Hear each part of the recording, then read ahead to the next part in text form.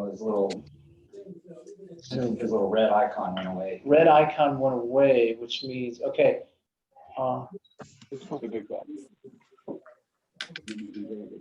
Somebody else, something to hurry. It shows a microphone with a red microphone with a line through it.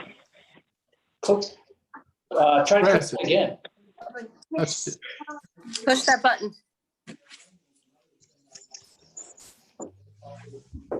Okay, now the line's there. I should not have a line. Unmute.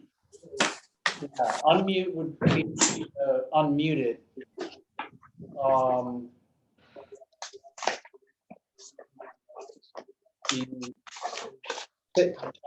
Say something. Well, as I say, Yeah. you can't hear me or Only through my cell phone. okay. We could try it like this. Well, that's fine with me. I can't hear any of the other commissioners though. Well, hold on. Can you all talk? I can hear you. I'm talking right now, but I can't. I'm not hearing anyone. I did have them earlier, but then I lost them. Okay, well, we got you on speakerphone now, so we may be able to do it that way. Somebody else say something to Harvey, see if he hears it. Harvey? This is Ruth Ann. Why don't you try re-signing in, Harvey? Just go back to that email and just rejoin and see if that'll work. His mute button is off, so maybe he can talk now. Harvey, say something. The status is now saying connecting to audio, so let's give that a second. Oh, that's Chris. All right, never mind. So Harvey, Yeah, could you hear any of the commissioners just talking to you? yeah, I heard Harry. Hey, Harvey, you look really good. Yeah, I'm not worried about it. All right, well, I'll just use the landline. I don't care. That's fine with me. You could, or you could just try to do it all again, like log out and try to log back in again, like you did this morning. That happened to me when that alert came on. It booted out my sound, and I just had to log back. I had to leave Yeah, the meeting the alert and came log on back and in. I lost everything. So you had to redo it. I'll redo it right now. Okay.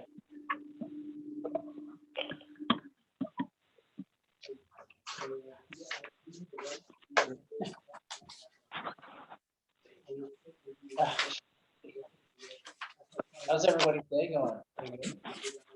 Good. Great. Yeah. Who's buying margarita? Mhm. Those are the days, aren't they?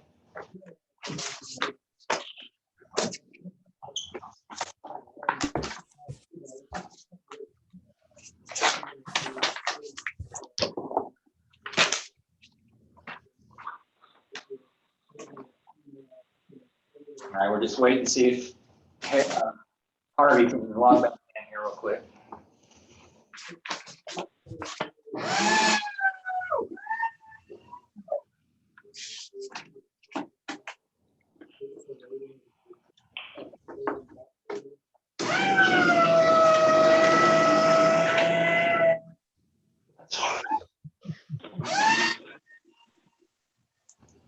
Harvey? Somebody having a root canal? How did you guys unmute me? Sorry. Are you okay, Harvey? Some stuff.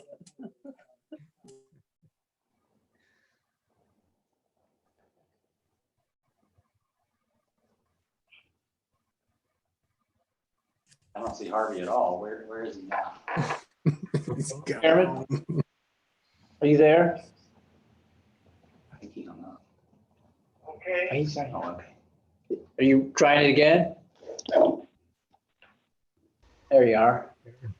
Okay, now, can you hear us?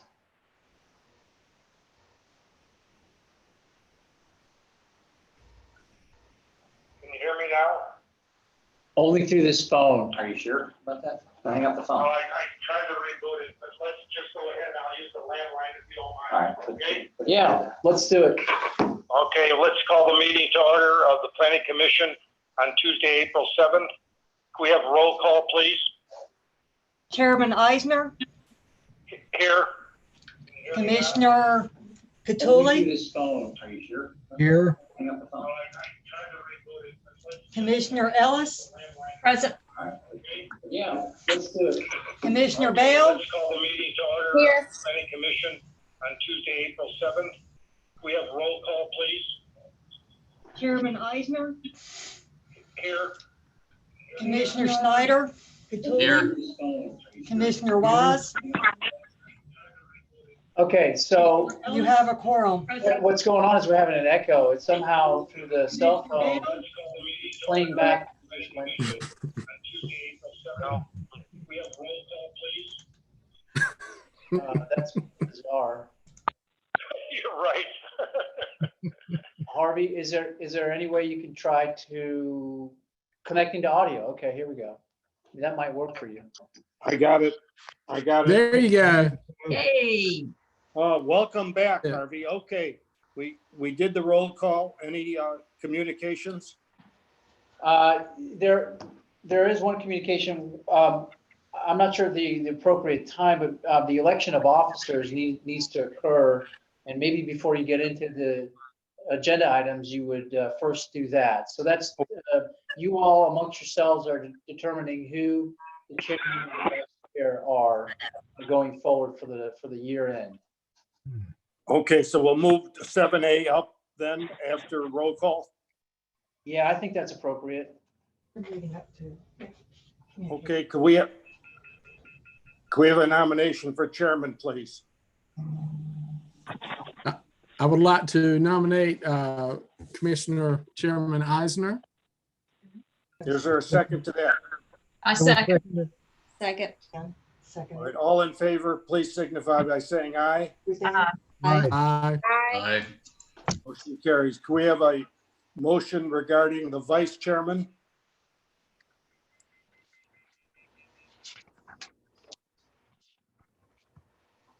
I'll nominate Mr. Bruton. Is there a second to that? I second. All in favor, please signify by saying aye. I think that was Cattouli. Aye. Aye. Aye. Motion carries. All right, now we go to communication. Yeah. Do you have any communication? No, we don't have any communication. No communication? No, sir. Okay, could we have a motion regarding the approval of the minutes of March 17th?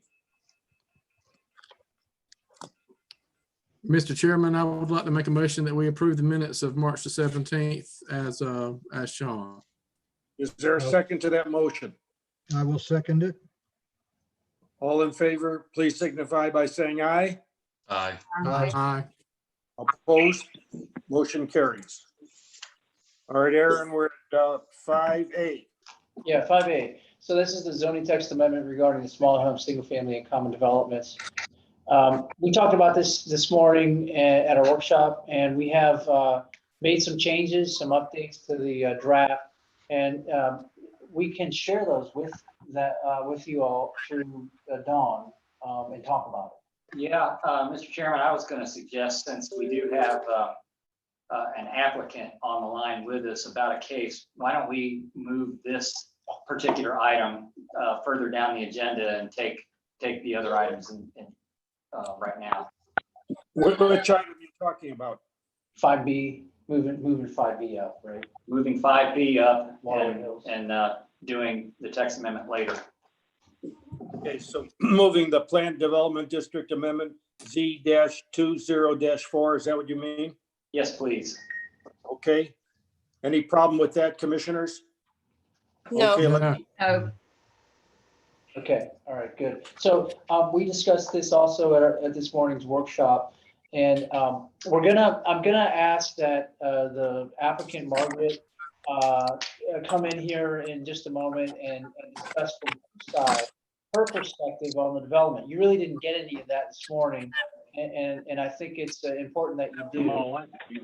But before that, Jim, do you want to discuss getting the emergency stuff? I just want to wait kind of until afterwards. Yeah, let me give you a brief update. Approximately 2 o'clock this afternoon, we got communication from the property owner, which is Terra Chestnut, that they had some concerns about the location of emergency access points that are shown on the plans. There were two in the original exhibit that connected Thank you. Yeah, this L-Star's property to Terra Chestnut. And we got very last minute communication from Terra Chestnut that they had some concerns about that because evidently they felt that it could theoretically impact where some of their lots are laid out when they're ready to submit. And we explained to them that similar to a cross-access easement for driveways, when you develop a site and we have an ordinance that says you have to have driveway access across your site to an adjoining property, the first person out of the gate, that's where that driveway access goes. And then the second person that comes along to develop has to connect to that. So we considered it similar to that. Margaret being the first out of the gate determines where those emergency accesses are going to be, and Terra Chestnut would have to respond to those. They understand that. However, what they've suggested, and you'll see in the language that is right kind of in the middle of the screen where it's got the red arrow, the white box, it says private gated emergency access location subject to change upon mutual consensus of both affected property owners and the city of North Myrtle Beach. So basically, Terra Chestnut said, we understand you have to have a connection between us for emergency access, but can we at least have some wording that says that if Terra Chestnut and L-Star agree to changing the location of that emergency access and the city buys into that change, that it can be changed, that it's not necessarily fixed at that location, and we're fine with that. Right, so what y'all see on the screen is that adjusted master site plan addressing what Jim just discussed. And that seemed to have satisfied the objections that were given to us at 2 o'clock this afternoon by Terra Chestnut. There's also a tweak to adding the notes on the end there, those other two. Yeah. Do y'all see that? Yeah, Terra Chestnut had looked at the plans and they mistakenly thought that those roads were intended to provide access into their site from L-Star, and that was never the intention. So we had the L-Star put a note clarifying that those do not connect and never have connected to their property. My only question is, are there, I'm concerned about fire. There are enough exits according to our ordinances? Yes. That with the changes that were made in this exhibit, we are still preserving the emergency access that the city had asked for. Any questions by any member of the commission? Chairman, I do. I have a question about the emergency accesses. Do they connect to any kind of road at all right now? They stub out at the property line right now. When Terra Chestnut comes in to develop their property, we will make sure that they provide a road that connects to that stub out, unless by mutual consent, everyone agrees to move it. But the bottom line is there will be a connected access between the two properties. The location is shown now as sort of a placeholder. It may or may not change depending on the consensus of the two affected property owners. And the city's all right with that? Yes. I have a question. If, let's say, the other adjacent property is not developed for quite some years, at what percentage of the development of the Grand Dunes portion that we're looking at right now, at what percentage would the city require them to go ahead and put in an access road on that property line so that there is a true access road? Margaret, maybe you can address the location that is shown on there. That does it connect to what shows on the plan as Water Tower Road? Yes, it actually connects to a Coquina Road that is hard surface drivable for emergency access vehicles. So that already exists. So if the adjoining property never develops, they're still able to use that emergency access. Perfect. Okay. Any other questions by members of the commission?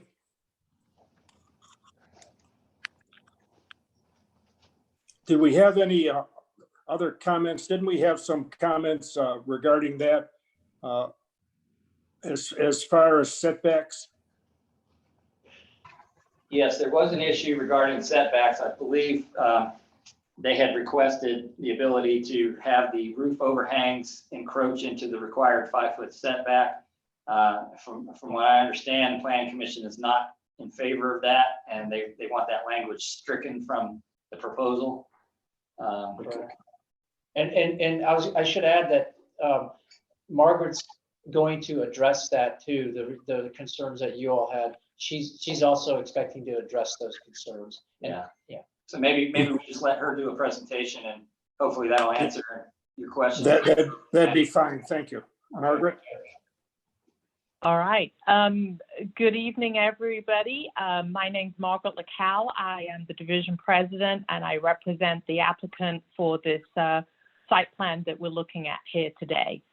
So this is our preliminary site plan. Our initial site plan was approved by City Council in 2016. And so the major changes from 2016 to today is we've changed the name of it from Grand Dunes North to Waterway Hills Village.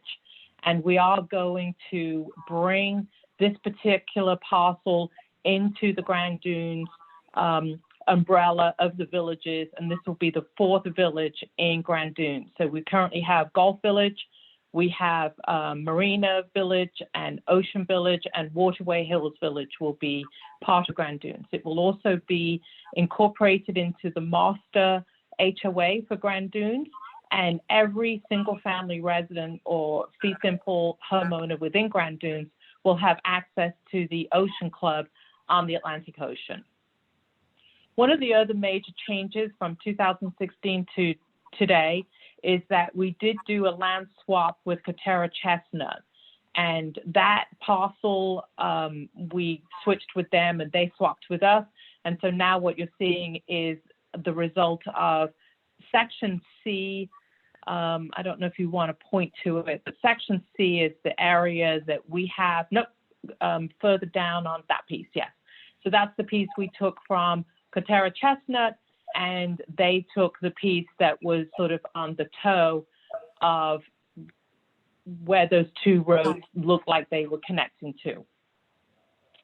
We also introduced into the site plan a multifamily component, and you'll see that, and it's labeled L and K. And this is going to be outside of Grand Dunes and not part of Grand Dunes, and will not be associated with Grand Dunes. And so this would be a nice transition from the single family residential into the commercial component that you currently see. It does have a 50-foot buffer between the residential and the multifamily, and it blends itself very well in trying to bring a mixed-use community to start off the development of this whole entire parcel that we're managing. Because we've introduced the multifamily that will not be part of Grand Dunes, we've also shifted the gatehouse, which was originally right by where right over there, and we've gone ahead and shifted that further into the community, and therefore increasing the public right-of-way, which will be addressed. The overall density does increase by the multifamily. We did lose some single-family fee simple homes, and the net difference is an increase of 328 units. What we didn't change from our 2016 entitled plan was it's going to be a true gated private residential community, part of Grand Dunes. It will still have the arrival experience along the parkway, very similar to what you see in Marina Parkway in the existing Grand Dunes, with oak trees on either side and a median down the middle. reducing the density from the original 2,500 units and 140,000 square feet of commercial that was originally approved back in 2008. And we're also maintaining the resort style amenity with open space and pedestrian walkway throughout. So this is truly a lifestyle and highly amenitized community that is very typical that you currently see in Grand Dunes. The next slide is the gatehouse.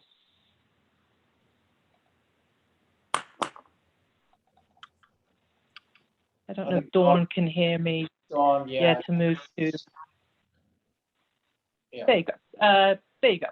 So as I mentioned, it's a gatehouse, and we're bringing the same branding in Grand Dunes to Waterway Hills Village. And so you can see the signage. That's a live picture in that top left corner, which is the Ocean Club. And that's exactly how the entry will look as you're driving onto the Spine Road. There will be uplighted pillars. They'll have the monument signage, and that will drive and meander to that gatehouse, which you can see right there. We've also gone ahead and made no changes to our open space requirements as it's compared to 2016 approved plan. You'll see that we've incorporated the pedestrian circulation into the site plan.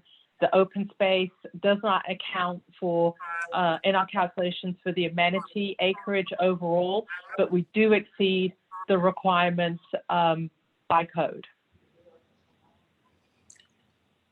Margaret, may I just interrupt for a minute?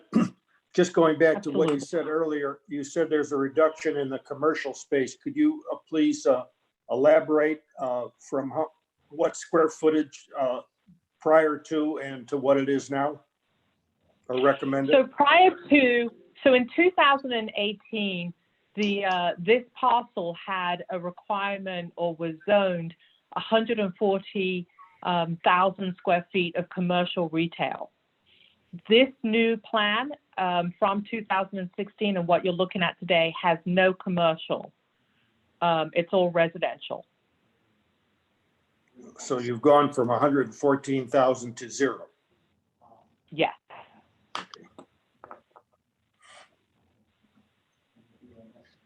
One of the questions I think the commission talked about this morning was the setbacks on, you had requested a 5-foot setback on the side, but you wanted to then not include the soffit. Is that correct?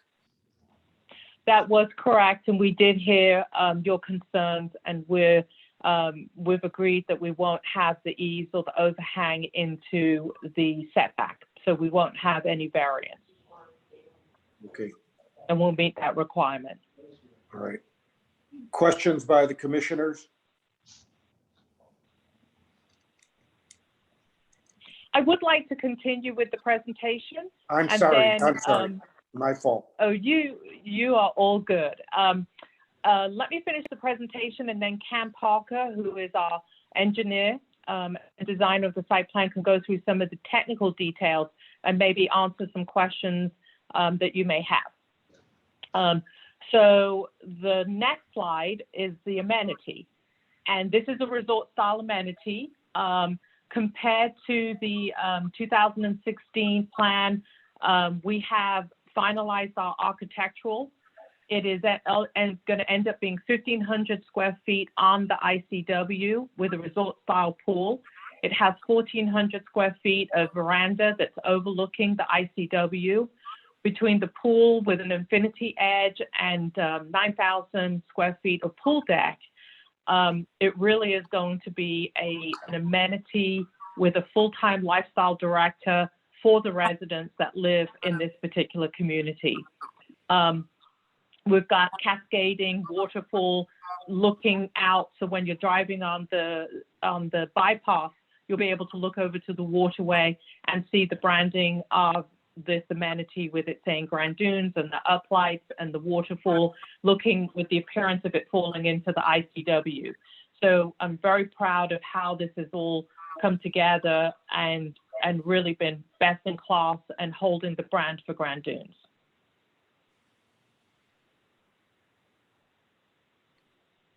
And here's a couple of more renderings of that. You can see the arrival in the bottom left-hand corner. You can see we're carrying in that monumentation that shows it's the Waterway Club. And so you have the vista of when you're driving down the Spine Road. You can also walk to the amenity. There'll be a golf cart parking, so you can drive your golf cart to it. And so it really is a carbon footprint that encourages walkability and also the ability to socialize in a setting with your lifestyle director. I think the next slide has the floor plan.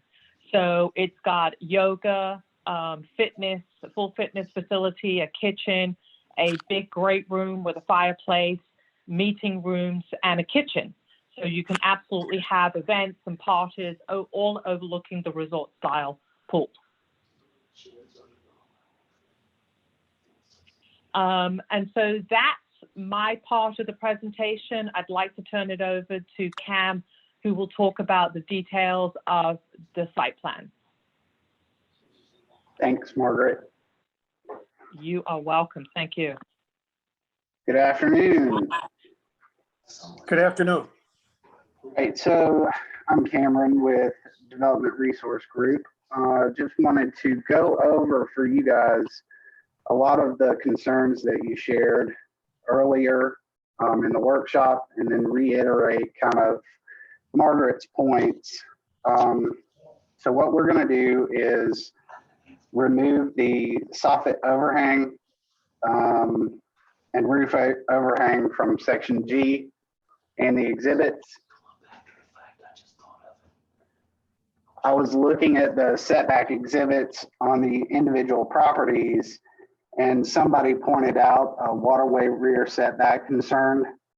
And I wanted to, I guess, ease that concern by sharing that there's a average embankment width on the estate lots along the waterway of roughly 60 feet from the property to the mean high water line. And then on top of that, you'll add the setback on the individual property. So that would cover the estate lots shown under A, adjacent to the Intercoastal Waterway.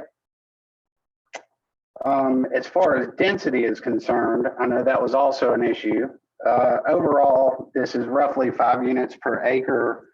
The Waterway Hills Village portion of this, excluding the apartments, yields 4 units an acre. And just to contrast that with the small home density that's also considered on your agenda, you know, that looked like it was yielding roughly 20 units per acre, just a frame of reference. So this is a responsible development. It is much lower density, and it also has that multi-style component. We've already covered access. The locations were addressed early just to make sure we're connecting to emergency services via Water Tower Road and also at the existing roundabout. And then based on staff's recommendations, I'm moving on to trees here. We're going to remove Exhibit B4, and then we're going to address these trees more individually. We're going to see you guys again for each plat submittal. And on each of those submittals, you'll see a tree preservation and mitigation plan on a more site-specific basis. And I think that'll give you some relief that, you know, we're trying to save as many trees as possible as the land plan will allow. Beyond that, I think, you know, I'm here to address any technical questions. Otherwise, we appreciate your time. Anyone from the commission have any specific questions?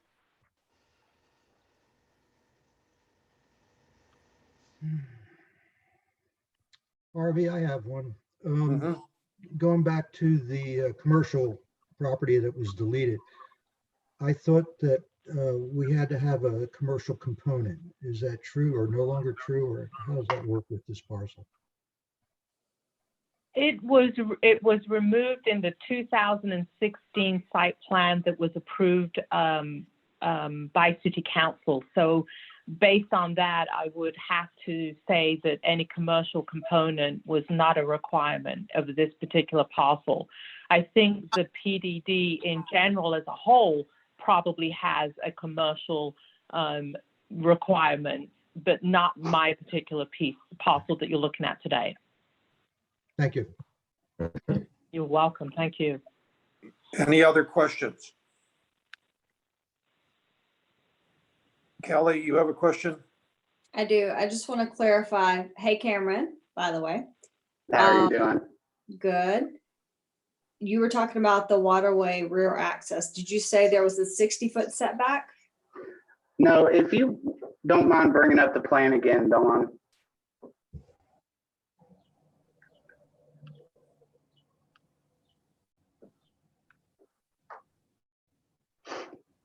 All right, perfect. So if you carefully look at the property line adjacent to the Intercoastal Waterway, and maybe you'll see this in your packets better, but between that property line and the water line of the Army Corps' right-of-way is roughly 60 feet already. So they won't have that, they can't impact that without a permit anyway. And so that would leave them with the, 75 feet of separation between that rear setback and the water line. So from my understanding, it is 80 feet from the center of the waterway. So you've got 40 No. feet on that side. Is that correct or not? No, from the water line itself, not even the center of the waterway. You're going to have 45 foot from the center line of the waterway, and then you're going to have an 80-foot construction setback. And then you've probably got another 35 foot or so, depending on the width of the total right of way there.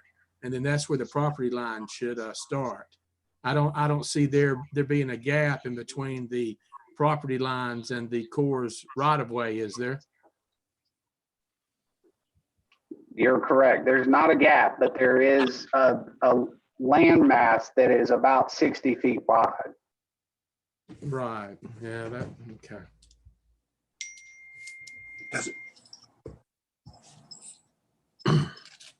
Is that all right then, Harry, or you have some questions about that? Well, I mean, that's pretty generic all the way down, I mean, there are some variances on the waterway as far as that construction setback. But I think all we should be concerned about would be the setback off the property line.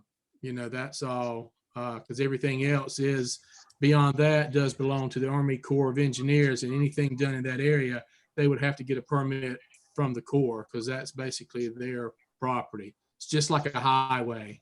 It's how they treat it. Right. So all we should be concerned about. Yeah, I agree. All we're concerned about is the setback, the side setbacks, and we talked about that, and I think there's agreement by the developer. They have different setbacks or maintenance easements, which vary in width. So. Any other questions or comments?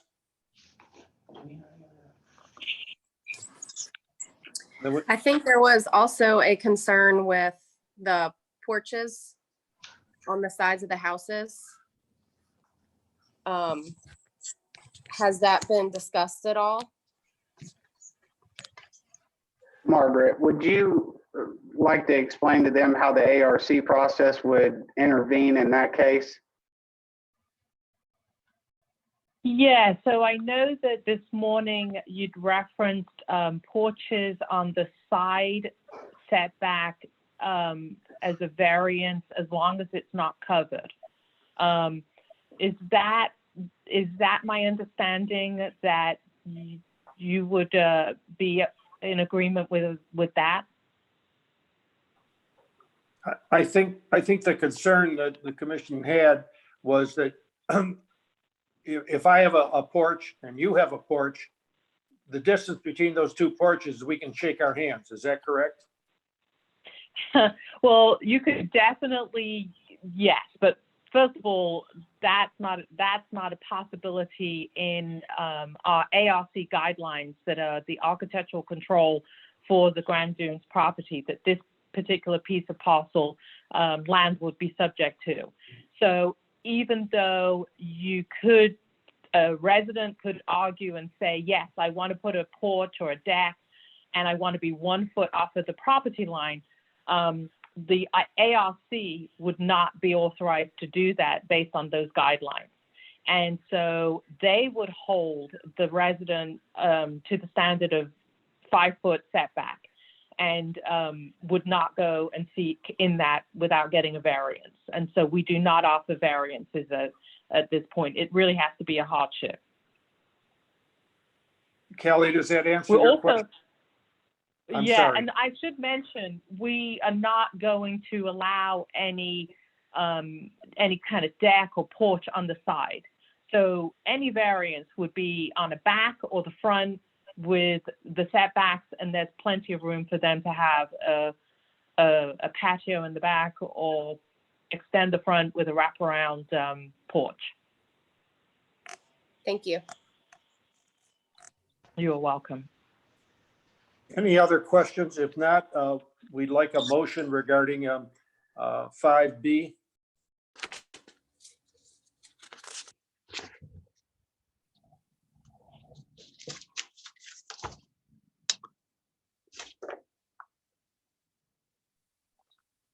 Mr. Chairman, I move that the Planning Commission recommend the approval of the major plan development district to the Cartway Group PDD Z-20-04 as submitted.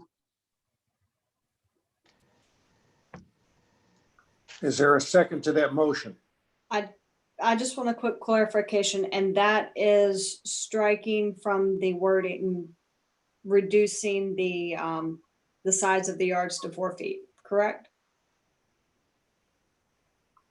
No, I Correct. thought the 5 feet would stay, but you, LSTAR is agreeing to no encroachment of the soffit roof into that side yard setback. Is that correct? Gotcha. So we need to make sure that we approve it with the condition that that is being struck from the proposal, correct? Yes, that is correct. That's it's conditioned on the side setbacks being 5 feet and no encroachment of roof soffits or overhangs into that. And I'm sure Harry's motion included that. Yeah, well, yeah, that's, but it's good to make it noted also. So thank you. Right. Is there a second to that motion? I second. All in favor, please signify by saying aye. Aye. Opposed? Motion carries. Thank you, Margaret. Thank you, Margaret. Thank you very much. I appreciate your time. I just wanted to reiterate too that second reading of this would occur with City Council scheduled for the night of the 20th of April. First reading. Okay, let's go back to 5A. Yeah, 5A. 5A, zoning text amendment 20-02 regarding the small home, single family in common developments. So we had our workshop today and staff has made some changes to the draft that we wanted to discuss and share that with you. Share and discuss that with you. Dawn, can you pull that up on where you are through today's agenda? The small home, and then it's like ending in LSP. You'll see the draft was done later or earlier today.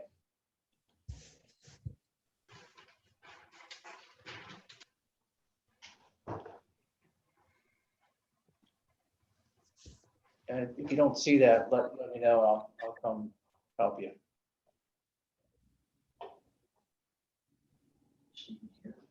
Dawn, are you still here? No, she said she's. Where is it at? Okay, so you see the 407, today's planning commission folder? And you see small homes.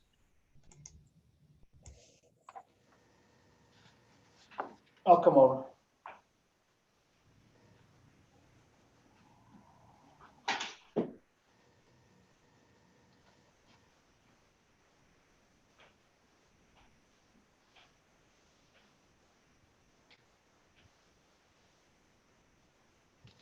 I didn't know you had changed it, Aaron.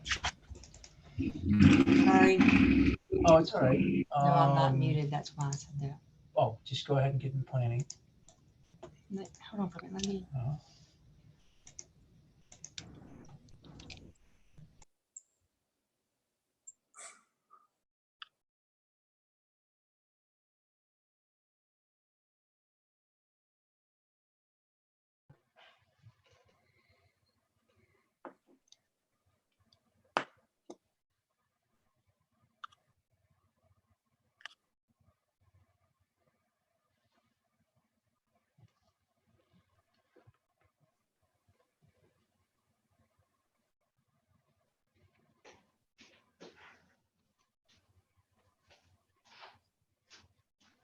Okay, we found it, although, Dawn, we don't see it on our end yet. Why don't you just explain it, Aaron? I need, unfortunately, I need the draft in front of me. I don't do this. I was relying upon seeing the draft live like you are, because I don't have a copy of it. It's so new. Oh yeah, okay, there it is. So Dawn, if you scroll down, we can get to the parts we changed in green. There we go. Okay, so the first change we made had to do with the parking, and let me see if I can. No, does everybody see any golf cart parking stalls? See that part? Yeah, provided within, and I'll just read it. Within the development shall be in addition to, not in lieu of, required automobile parking. So I think that should address, and clarify, golf cart parking is not in lieu of automobile required parking. Under 14, we have a whole new section of landscaping, pedestrian amenities.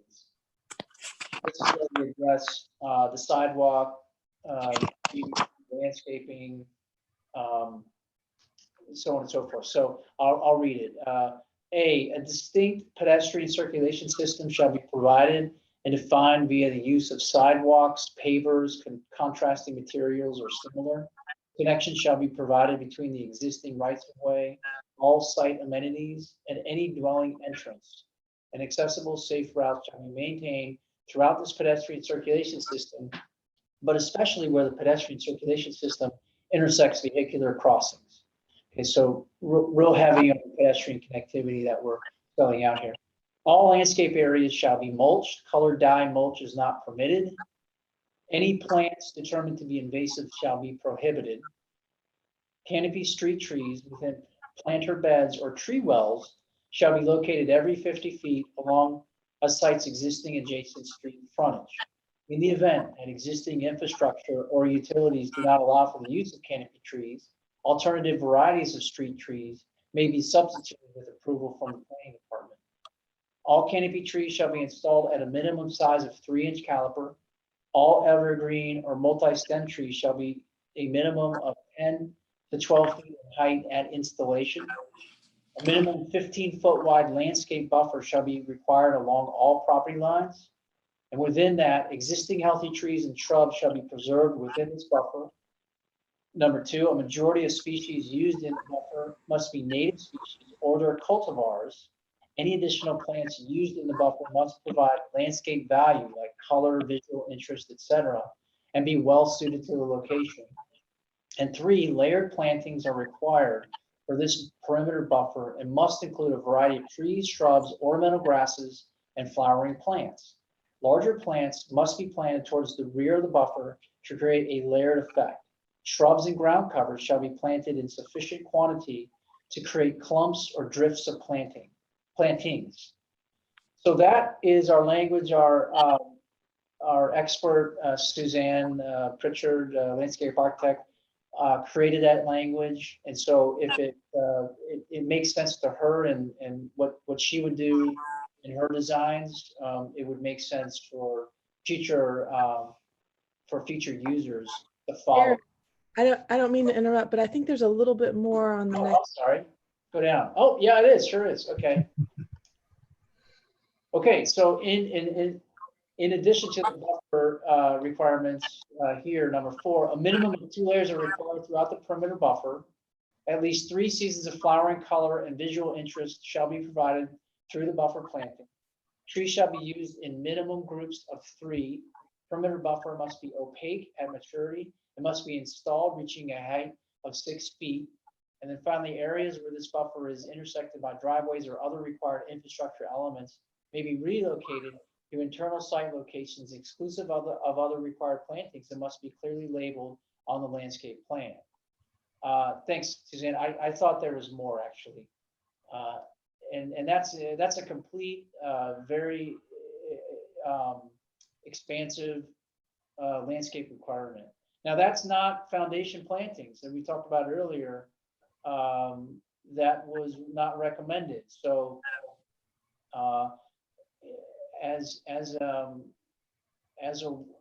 just understand that that's not part of this ordinance. If you want something like that, like Commissioner Ellis had comment earlier this morning, and it was about the development we looked at a few meetings ago, and I believe you were referring to Isle Palm Cottage. That's what it's called.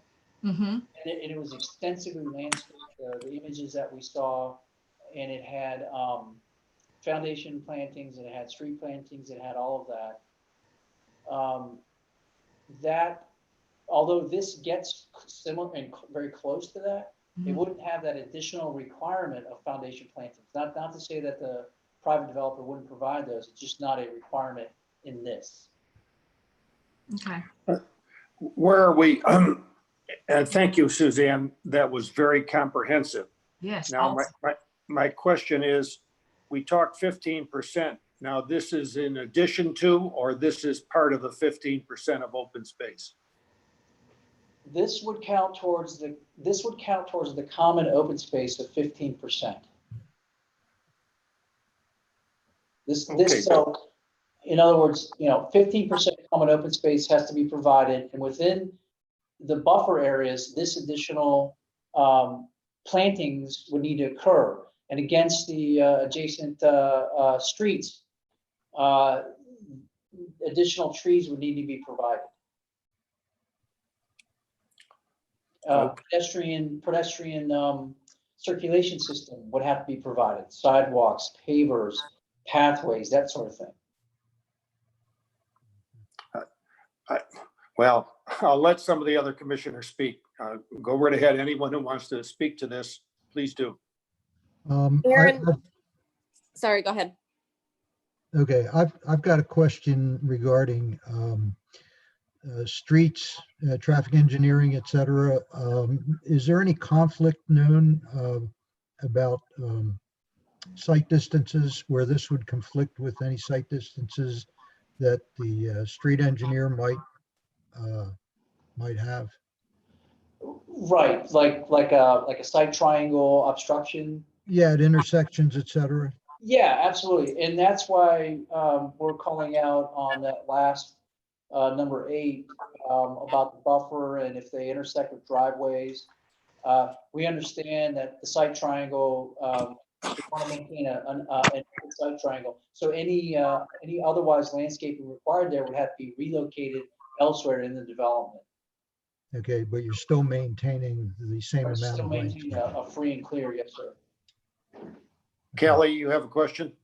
Yes, sir. One thing that we spoke about this morning, Suzanne, you did a fabulous job and very comprehensive on the definition of landscape, and I really like that and appreciate it and all the work that you put into that.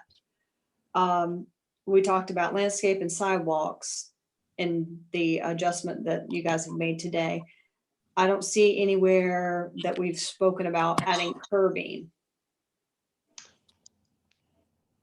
Right, curbing. Dawn, can you go up a bit Well, to the form? it wasn't, I did not address curbing, and one of the reasons is because that's part of the stormwater generally on the plan. Yes, and there may be instances where curbing is not desired if it is required in order to manage stormwater. So I think staff would feel better if we can leave that to be decided on a case-by-case basis, depending on what the stormwater requirements for the site are. Right, and I'd add too, though, that some of that landscaping by zoning requires curbing, right? If it's around parking areas and stuff. So there may be parking built into that part of the review, and then otherwise engineering would also comment. So the curbing or no curbing, much of that's going to be driven, I think, by staff, by engineering and zoning. Yeah, we do require curbing to protect landscape buffers around parking areas. So you get it at a minimum, you get it there. And I think staff would prefer to have the flexibility of letting the stormwater design dictate whether there's curbing or not and along the streets. Gotcha.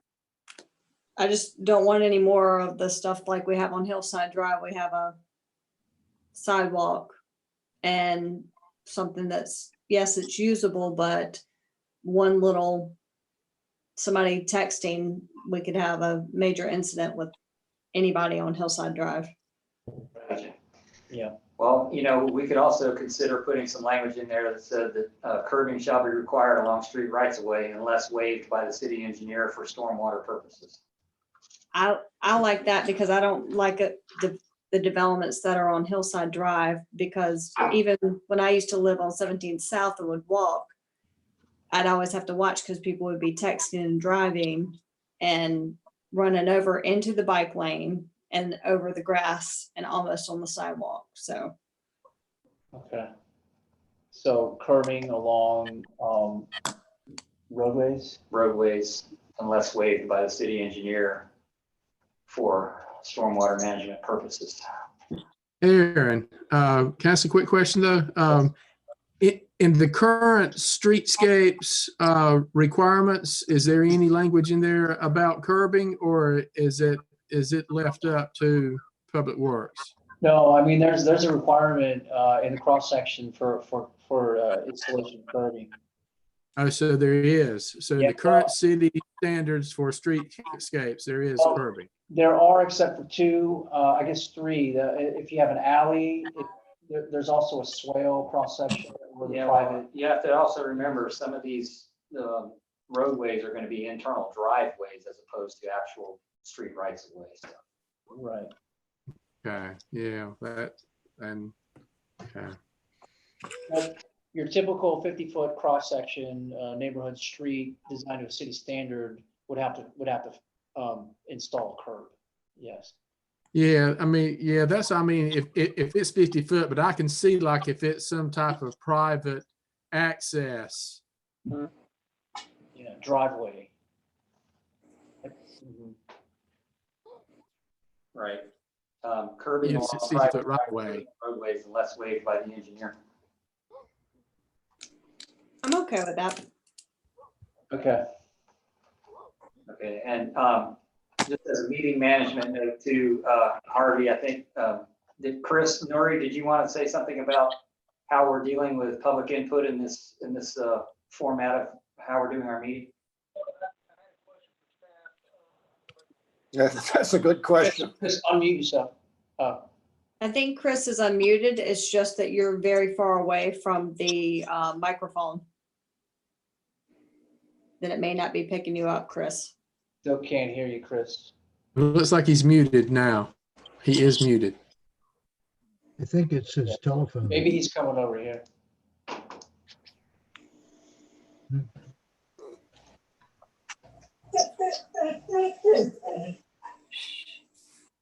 Looks like I was gonna open it up for public. Maybe Dawn can control that. I don't know. It looks like he's heading over your way now, I think, Aaron. Yeah, I think you're right. It was showing where he's muted. Can he get through with the key? it's not parking. It's not there. Oh, he's coming. All right, here he comes. It's picking you up, Jim. 10,000 steps today. 10,000 steps. Sorry, we couldn't hear you. That's okay. Hey, guys, yeah, I had a question for staff regarding how we were gonna manage or handle the questions or comments from the public, and I was trying to get that answer from staff.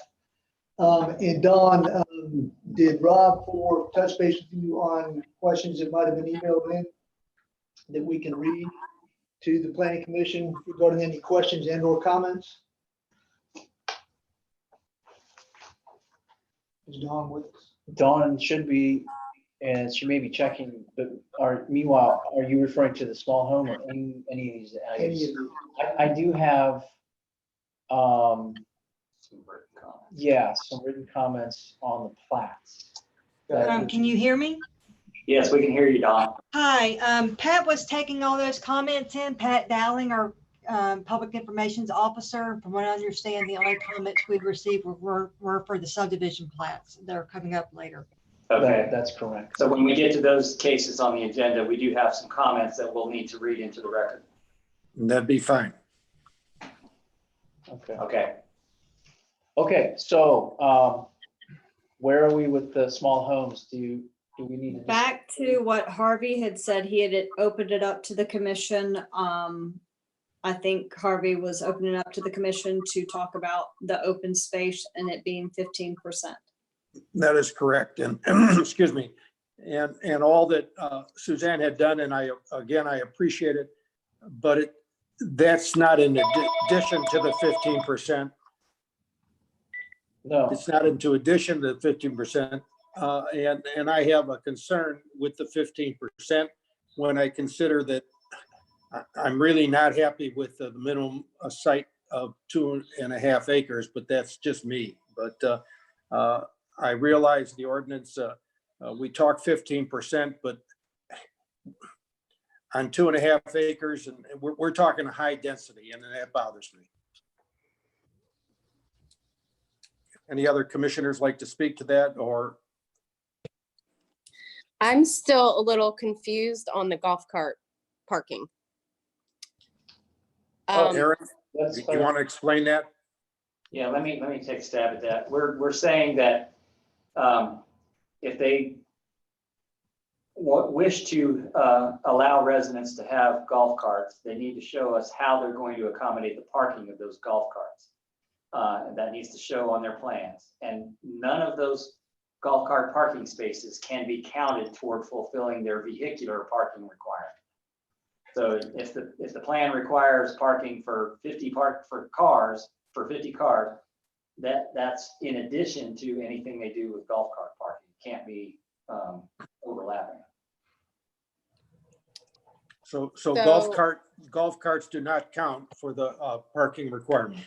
Yeah, and we're leaving it to the individual developer's discretion whether or not to allow their residents to have golf carts. We're just saying, we're not saying we're requiring you to provide golf cart parking. We're just saying, right, if you're going to allow your residents to have golf carts, you've got to show us how you're going to park them.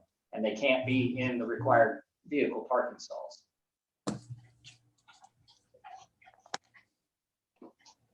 I'm still confused, Jim. You lost me on that.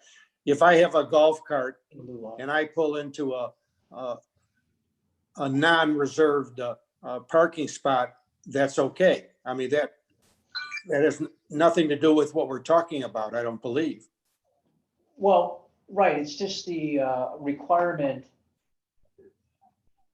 of the amount of parking determined by the units. That's what we're talking about. That, we're not talking about how a golf cart can or can't use an automobile space. Correct. So maybe I can, the reason that I asked for that is because I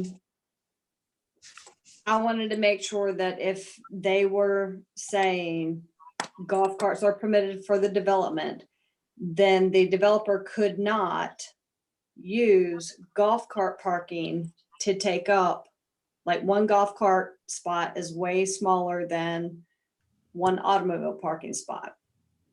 So they can't say, if the development is required, like they said, to have 50 automobile parking spots, then they can't say, oh, well, we're going to allow golf cart parking and there are 20 of them out of that 50 that are going to be used for golf cart. They have to have separate golf cart parking or identify where they're going to park golf carts above and beyond the 50 that's required.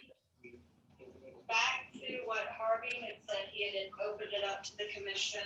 Oh, Pat's streaming this. Okay. Okay, so are you, so the ordinance requires, based on the bedroom count, the associated parking space for automobiles, right? And that's a number. And then if they want to also include golf cart stalls, they can, right? It's just that those can count towards their otherwise requirement for automobile parking. That's clear, right? You all understand that? Yeah, I think part of my concern is how will that affect the property Right. and the buildable space, et cetera? Because your concern is that the golf carts may start parking in the automobile spaces and then there's not enough parking for anybody, or? No, just the layout of the developments. Okay. Once we add additional golf cart parking on top of additional, on top of the Auto? regular automobile parking, how will that affect the open space and the density within that? Yeah, that the golf cart spaces would not be allowed to approach into the open space. If it's a golf cart parking space, that is not open space. So the developer would have to make a calculation. Having golf cart parking is going to take up X number of square feet of my lot, and that's square footage that I could otherwise devote to a unit. And they're going to have to make an internal calculation whether they're willing to give up that unit to have the golf cart parking space. But that golf cart parking space cannot be in the open space. Right, and still maintain their 15% requirement of common open space. Right. Yeah. Does that answer your question? Internal calculation. Yes, Okay. thank you. I think a very big variable though is whether these are in a flood zone or not, or if they're raised up on pilings, or if they're on a concrete foundation. That changes the whole game plan there. More parking for golf carts up under the house. So Right. I don't know if maybe that should come into play too. Because if they're up on pilings, then you've got storage, then you've got golf cart parking, and you could possibly have a space or two of car parking. Would you think so, Jim? Or Well, the other issue is too, let's say you have a 3-bedroom unit and that would require, two parking stalls. If you're that homeowner or that person renting that unit, you may only want to bring one car and you may want to use your other parking space for your golf cart. I don't think we would prevent somebody from parking a golf cart into that stall, but we're not going to let them put a miniature parking space and call it good. They would still have to put a full-size parking space that would accommodate an automobile. And then after that, it's up to them whether they want to use that space for their own golf cart. But that's on their site, And Okay. the guest parking would still also have to be full-size parking spaces as well. And so what we're looking at, the way it is here, it looks to me like everything's based off of a monolithic slab on grade or something where the parking's out in front of the structure. So then that would give them, you know, if they decided to do raised houses, then that would give them more, that would give them golf cart parking and additional parking spaces above what's required. Is that correct or no? That's the way I look at it. I see what Harry's saying. I see more space available if they're raised Right. at grade. Just because you But- can park things underneath more. And I think, Harry, you're right. That's just gonna determine, that's just gonna be, it's gonna, site specific. It's, you know, some sites might have that more with the raise, some may not. I don't know that we can build in a ratio or some way of calculating that, other than letting the owners determine how they want to manage all of that. Aaron, well, maybe, Aaron, I've got a question though. It just popped into my mind. You know, it seems to me we're talking two different things here. And one is the private parking of golf carts on a particular parcel of property versus golf cart parking more out in the open, let's say in a public area for, let's say, apartments or condos where there would be some parking lot slots for golf carts. In the prior, it really shouldn't matter if it's up to that property owner whether they want to store a golf cart on the property or not. But in the second, where it's open, let's say for condos or apartments, and you're talking about golf cart slots in a parking area, that should be unique unto itself. It shouldn't count toward open space and it shouldn't count toward vehicular parking. So I think we're talking two different things. Yeah, I mean, if the guest parking requirement, those guest parking stalls have to be sized for an automobile. Right. And if they provide additional, let's say, guest golf cart parking on top of that, that's an option that they would have, but that could not go into their open space. They would still have to, that would count against their buildable area. Correct. Not their open space. Yeah. Right. Okay. And it would not count towards satisfying their automobile parking Right. requirement. Are there any other questions regarding this parking or anything dealing with this proposal? We still have not addressed your concern of the 15% of open space. Yeah. Well, that shows how I'm going to vote. I just personally feel, and again, I love the landscaping and so on. I just have a real problem with the only 15%. I just don't like density like this. That's all. That's just, but that's personal. So the commission has to decide what they want to do as a group. Well, I will say that the 15% is consistent with what we require in PDDs. And on top of that, we're having an extensive landscaping requirement within that perimeter buffer that we don't require in PDDs. So, well, Jim, my question is that I asked if that perimeter buffering and so on is part of the 15%. Are you saying it is not part of the 15%?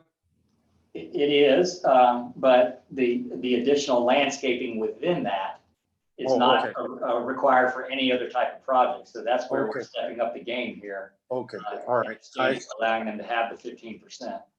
I appreciate that. Okay. So if we're saying that the minimum is going to be 2.5 acres, approximately how many small homes could be put per acre based off of this requirement with the 15% open common open space? Well, we've got it around low 50s. Well, I think with the, Upper the 40s. perimeter buffers, the actual site that started this is 2.7 acres, so that's a little bit different. But for 1 I acre, say your density. just for is 1 probably- acre, how many small homes could be put based off of these requirements that we've said with the landscaping and everything else? Well, How many small houses based off of the 1,800 square feet could be put on 1 acre?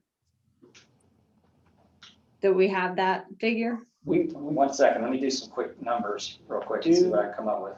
Well, of course, it depends on the size too. You can go from, What, 50? the dwelling can go from 500 square feet to 1,300 square feet. So I guess it depends on what the developer wants to put in. If you take an average of, let's say, 800 or 900 square feet. Okay, let me do it this way. 2.5 acres is 108,900 square feet. Okay. If you subtract out the 15%, so I'm going to multiply 108,900 times 0.85. That leaves a I'm sorry, let me do that again. 108,900 times 0.85. That leaves a hypothetical buildable area of 92,565. Now, if you divided that by 1,800, I'm sorry, 92, what did I say? 92 what? You have to subtract all the, 65. you have to subtract out your roadways and all your parking spaces prior to dividing by units. Yeah, I'm getting to that. What was my 92 number? 92 what? 92,565. 565, okay. Divided by 1,800.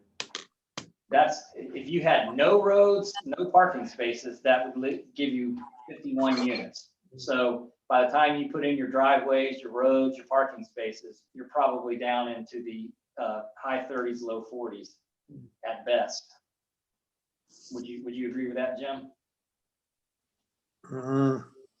I think you'd be in 30s and I doubt you'd hit 40. Okay. Because you have sidewalks, you have perimeter around the unit. Right. I mean, the reality of it, you're not going to be in the 40s at 2.5 acres. And that would be on the 2.5 acres, Jim? Yes. So you're probably looking at a unit yield in the mid to high 30s at best case scenario. Okay. How wide are the houses? Like is there like an average of how wide the houses typically are? Yeah, we had a footprint provided in that, in the workshop image I brought in earlier. It's something like 17. Did like Sorry. 17 by 40 or something? Yeah, Dawn has that if she could maybe find, but it's something like that, Jim. 17 by 40 is one footprint. Then there's another one that's slightly bigger. They did. He did 17 by 34. Yeah, That's what's written there. There it is, 17 by 34. That's a smaller one. There's a little bit larger one that's more like 24 by, I don't know, 45 or something like that. That's the largest one that the industry is using according to help from Sean Holscher. You can see the dwelling unit count per acre roughly there. Provided. I see that.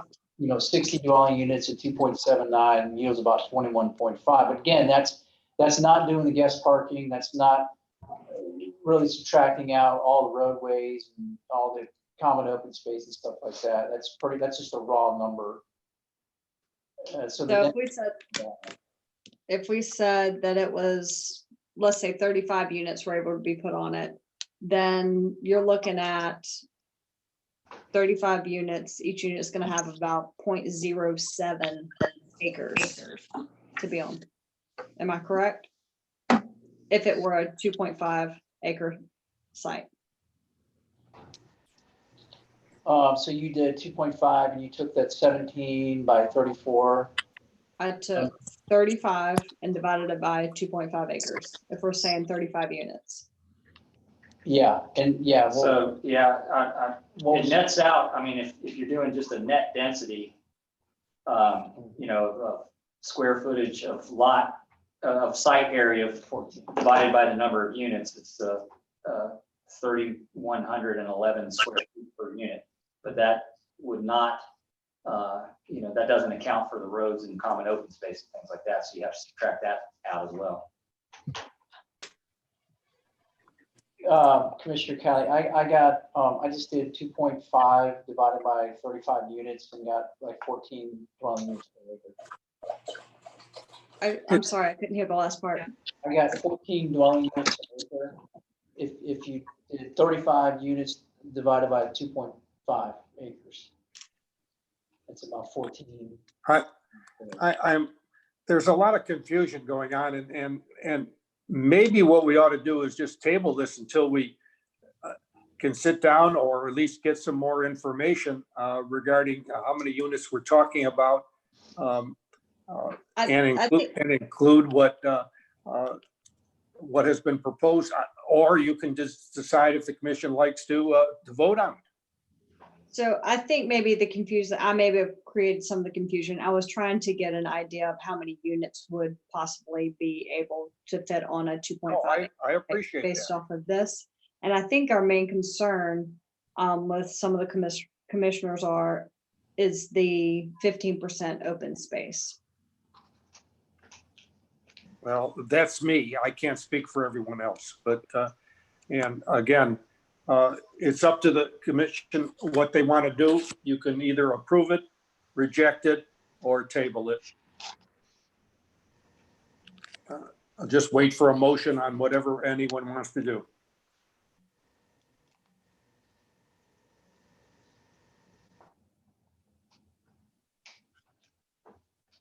Did I lose sound or? No, Harvey, Oh, we can hear you. Okay. Well, I wonder if the other commissioners can hear me. I motion to table it. And for what purpose, I guess? A little more clarity? Is that? To me, there's different things to think about, and even assuming the different types of homes the builder may choose to build. If you think about raised homes will obviously create more space. I think there's things that we need to think about with raised homes that should be discussed just in terms of making sure that we're still protecting the landscaping. I mean, I know that there's stipulations with that, and I think the landscaping sounds fabulous, but I'm not really sure what's in my thoughts with that, but there's just different things that I think, different angles that I feel like we need to look at, not just assuming a certain building type, and if that makes any sense. Mr. Commissioner, I have no objection to this being tabled to the following meeting, but what I would ask is that in the interim, over the next 2 or 3 days, if the planning commissioners can send us written questions of what they want to know, what they want clarification on, so that we can provide that well in advance of the next meeting. Yeah, that makes sense, Jim. Send them to Aaron. Yes. Aaron, this is, Oh, I send have me, a quick yeah. question. On this that I'm looking here, the sand track, it says 60 parked underneath. Wouldn't this parcel have to be a raised raised houses? Not necessarily. I think in this particular case, the project could bring in just a minimal amount of fill to the site and get it above the base flood elevation, so they would not have to elevate. So what does this mean? It says 60 parked underneath, the density to This diagram's confusing everybody. I'm kind of here just in my head. I'm a land planner, and listening to this is starting to rattle my brain. This diagram is confusing everybody and nobody's understanding it. So I suggest table it, put Okay. questions together, but this diagram's not helping this conversation. I agree. Okay. We have It's a just, it's not gonna end. Right, we can continue talking for another half hour, and we're gonna be in the same spot. Yeah, yeah. I second the motion. Motion to table, all Yeah. in favor, please signify by saying aye. Aye.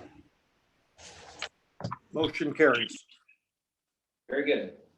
All right, we go to 7B and C, or just B and then finally C. Yeah, Mr. Chairman, I need to Yes. recuse myself from these two. Okay,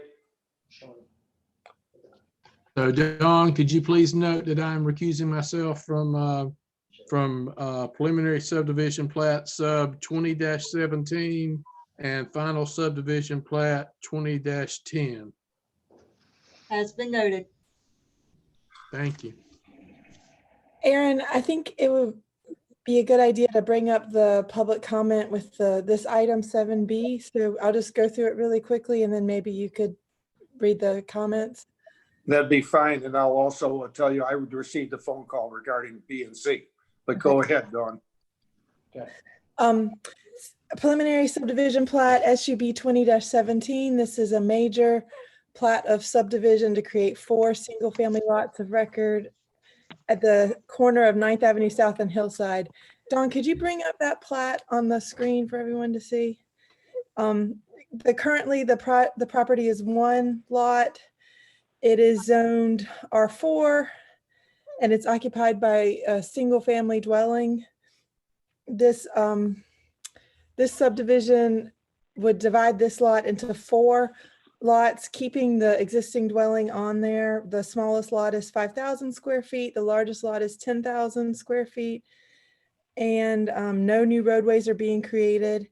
The developer is offering a proffer to meet the mitigation requirements along Hillside Drive South, where there are no future sidewalks currently planned. The sidewalks on Hillside Drive in this location are on the other side of the street, and they're pretty large sidewalks there. We discussed it this morning, but we're happy to answer any questions, and I know there is public comment. Okay, just to let everyone know, I did receive a phone call regarding, I guess there's a wall there and concern about the driveway and the concern about moving out into traffic and so on. But maybe one of the comments from the public would either answer that, or maybe that's a question they has. Dawn, if you want to read those comments, I'd appreciate it. Yeah, we'll go ahead and read those into the record now. The only comment we received was earlier today was about the public providing comment. That was really the only comments we received. Yeah, I can address that. I received 2 emails from citizens in North Myrtle Beach, one from Janet and Richard Spencer, the other from Susan Platt. And Janet and Richard's concerns were a couple. They wanted to get clarification that 2 plats were being considered on tonight's agenda, a preliminary and a final, and that they were surprised that this was moving forward because of the circumstances with the COVID-19, and that we weren't delaying it. And also they weren't given enough time to review the materials. They got it about just over 24 hours ago. So we responded to them. Yeah, and I'll read the response. We responded that we thank them for their inquiry and that we certainly understand and appreciate their concern about holding meetings during these unusual times.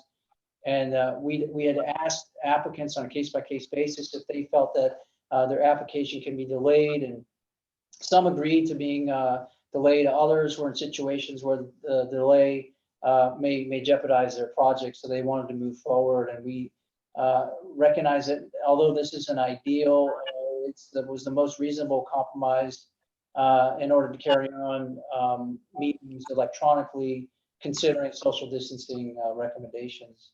then we answered to her specific question, yes, the two plats were being considered by tonight, by planning commission, a preliminary and a final. We also then had citizen Susan Platt contact us, and she had concerns. She also wondered if there were two plats on the agenda tonight, and also a concern about the 9th and Hillside roadways and driveways are very busy. To add any additional driveways or lots in this area might be problematic.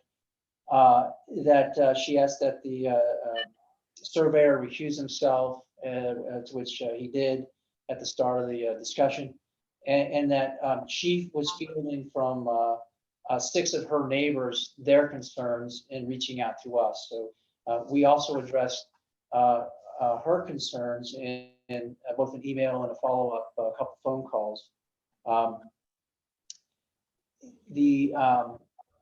And I indicated to her that the surveyor was going to recuse himself. So that and so also, Chairman, to your point about the wall, there was concern about the wall and a retaining wall and how that would be accommodated with a new driveway and safe access to the runway. So we wanted to let you know that we received those and we did respond.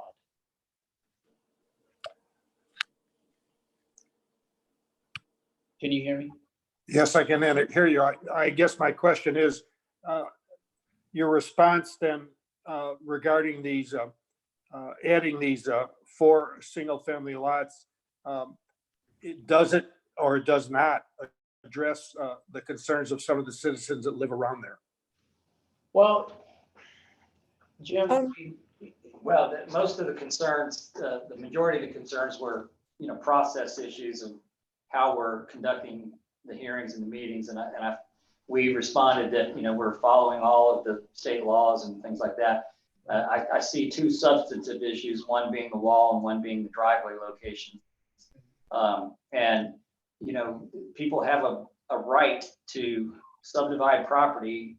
They're not requesting any zoning changes. It is a by right situation where they can subdivide property and create lots. When that is done, Public Works weighs in and gives them direction as far as driveway encroachment permits to make sure that those driveways are as far back from intersections as possible. So you don't have any conflicts between driveway movements and vehicular movements at the intersection. So that will be addressed as individual building permits come in. I don't know, beyond that, there's really not a whole lot. We don't have anything to hang our hat on as to say, well, this road is already too busy, therefore we're not going to allow you to subdivide the property. We don't have that discretionary authority to make decisions like that. This is a by right use to subdivide property, as long as we meet the requirements of the ordinance. I just wanted to add that Public Works started reviewing this back in December. And there is a note on the plat addressing the driveway location for lot 11B, stating that their driveway access has to be taken off of 9th Avenue South. 11A, that's the lot directly at the corner there at the intersection. And 11A is the only lot that will take its access off of Hillside Drive. And that's the only, which is the busier of the 2 roads. But Public Works has reviewed those traffic issues, beginning back in December. So I just want to let you know that we addressed that to these individuals that have contacted us, these 2 citizens I mentioned. What is Comments, the questions? lot size in that area? Because didn't you say these are like 5,000? No. The smallest is 5,000. This is zoned R4, and I believe 5,000 is the smallest it can be. So, I mean, these are good sized lots. It's not like they're trying to make really small lots. Right. Right. So I don't see how we can. That's 10,000 over. These all conform with the existing zoning requirements. They're not Okay. asking for any on that. Everything conforms. I don't see what we can say that would be wrong. Yeah, and it conformed to city standard as well. Right. Right. My question would be, do we offer, I know that they're concerned about with the COVID-19 and not being able to meet in person. Did anybody offer to Susan Platt a link to this Zoom meeting? Yeah, and I believe she's with us now. She indicated that she had the link to join up to tonight's meeting. Gotcha. Susan, are you there?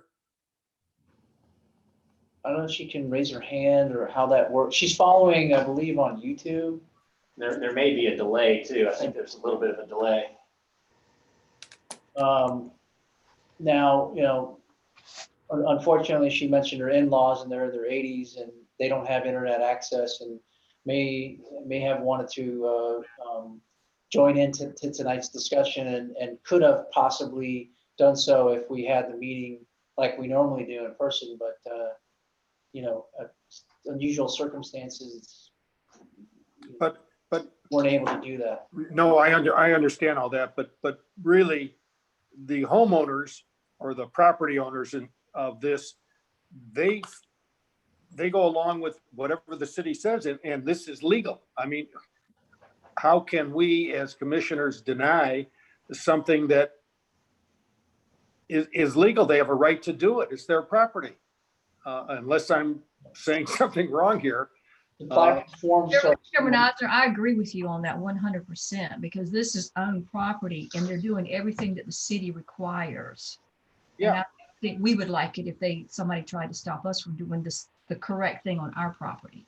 Well, I feel the same way. And actually, I just text Susan to see if she was on the call and she Yeah. said that she is. She is, okay. Are you guys wanting to hear from her? I would be more than happy to call her and see if there's anything specific besides driveways or anything else that maybe we don't know about. That's fine okay? with me. That's fine with me. We have to make those subject to the normal time limit requirements that we give people when speaking to public issues, so. Which is? Is that legal for me to do or no? Well, so what Jim was saying is typically at our meeting, we would allow 3 minutes for public comment. Okay. Are you guys okay with that or am I That's out fine of with line? me. Okay, let me call her. But as again, like I said, and I think Ruth Ann agrees that it's my property. I'm following all the rules and regulations and ordinances. Yeah. I just have no problem with it unless there's something I'm not aware of. Right. All right, Susan, I have you on the Zoom meeting with Planning Commission and you have a maximum of 3 minutes to speak to let us know if there's any other concerns that you have. That way we can hear directly from you from the commission, okay? Thank you, Kelly, for calling me. No, I'm okay. Everything was addressed and I understand that everything was in the limits of the law. I think that my main concern was just the time restraints, and I'm not sure if you're aware, I told Aaron and Suzanne I was up till 4:30 in the morning fielding calls from neighbors because they couldn't upload the 173-page file. I know this is probably not the place and you're not the ones to do it, but going forward as a city, we should have been set up that these could be televised so all of our citizens could have access to these meetings. I recommended this during the situation with the Ingram Dunes, but I know this is not the time or place. Again, I guess going forward, if you, within the limits of the law to okay the subdivision, that this would just be taken up with Public Works. None of us were aware that they were working with Kevin on this since December about the driveways. It was just kind of sprung actually on us. We found out last night when it took 2 hours of downloading the agenda, the 173-page agenda, that we found out that this was even being considered. So with all that said, I'm good. Okay. I just wanted Thank you. Thank you very much. I just wanted to make sure your concerns were heard. So thank you very much, Susan. I appreciate it. Thank you for calling me, Kelly. Yes, ma'am. Okay, thanks for the curbing on Hillside too. You're welcome. Okay, bye. Are there any other comments or questions regarding 7B? we have a motion then regarding 7B?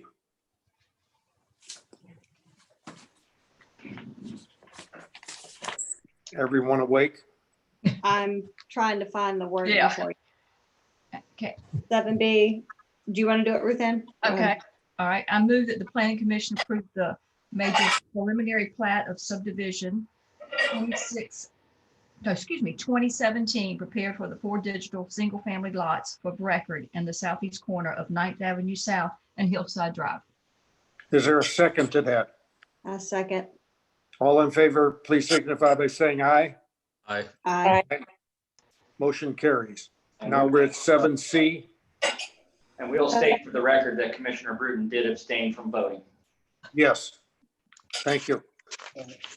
7C is the exact same plat, just the final plat version of that. So the document doesn't have the setbacks on it. And this is the one that would be recorded at the county. Right. Could we have a motion then regarding that? Commissioner, Chairman Eisner, I'll make the motion that the planning commission approve the major final plat of subdivision sub-20-10 prepared for the 4 single-family lots of record on the southeast corner of 9th Avenue South and Hillside Drive South. Is there a second to that motion? A second. All in favor, please signify by saying aye. Aye. Aye. Motion carries. We're at 7D. Do we need to state for the record that Harry did not vote on that also? I think Dawn will put that in. I hope she will. That'll be reflected in the minutes. Okay, thank you. Aaron Yes, or Suzanne, 7D. I think Suzanne's gonna, Okay, is she there? Aaron? Yep, Oh, I think she's back. Never mind. okay. Aaron, Suzanne has lost her internet connection. Oh, no, okay, well, I'll take it. So, and I don't know if we still have Cameron or Margaret on the line? No, okay. So this was the minor amendment that affected Waterway Hills, and just a portion of the pod 6BE, 94 lots. And there was the minor is to address a change in the original layout, more affecting the right-hand side of that development than the left. And that's why it's before you now. And we discussed it at workshop, and I don't think there was any concerns. There were any concerns. no, and I think she mentioned that when she gave her presentation earlier. Well, we would have to have an approval on Plan Development District Amendment Z-20-6. Yes, yes. So it's the spine road's just slightly being revised by changing the location of that private gate, road configuration. The total number of lots are not changing. However, a cul-de-sac is proposed for pod 6D. Can we have a motion regarding that, please? I move that the planning commission approve the prior PPD amendment to the Parkway Group PPD Z26 as submitted. Is there a second to that motion? I'll second it. Second. All in favor, please signify by saying aye. Aye. Aye. Aye. Motion carries. Before we adjourn, I want to take this opportunity to thank Dawn and Aaron and Suzanne for the fine internet connection. If you can get an old guy like me to work with this technology, I really appreciate it. It has worked well. Again, can we have a motion regarding adjournment? Hold that thought. Quick question. Hold that motion. Yeah. We just had to go back to 5C under old business. And I had to, for the record, state that staff has requested to temporarily withdraw that text amendment regarding definition of sleeping area. Okay, I'm sorry. I did miss that. That is my fault. that request to temporarily withdraw by staff, and we have to, we need a motion on that. I make a motion that we withdraw 5C. And that's zoning text amendment No. ZTX-20-03. Is that correct? Yes, yes. Is there a second to that motion? I second that. Okay. All in favor, please signify by saying aye. Aye. Opposed? Again, I'd like to thank everyone before we adjourn, and that's the people I mentioned, and also you commissioners. You did a outstanding job, really. To show you how long we've been meeting, my phone needs to be recharged right now. Can we have a motion regarding adjournment? I make a motion, we So adjourn. moved. Okay, so move the second to adjourn. All in Second. favor, please signify by saying aye. Aye. Aye. Opposed. Now, again, just as a reminder, if you have any concerns or questions, you should text them to either Jim or to Aaron regarding the, where is it? Right, regarding the small homes. So please, if you have any concerns and so on, please text them or call them or whatever it is, so we can discuss that at the next meeting. Okay, thank you. Over and out. That's everybody. Good night, everybody be safe. Good night. Okay. Good night. See you guys.